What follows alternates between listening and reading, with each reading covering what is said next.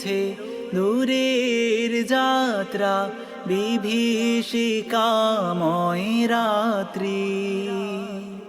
রয়েছে সাপদ অরণ্য ঘন, দুর্বল অভিযাত্রী।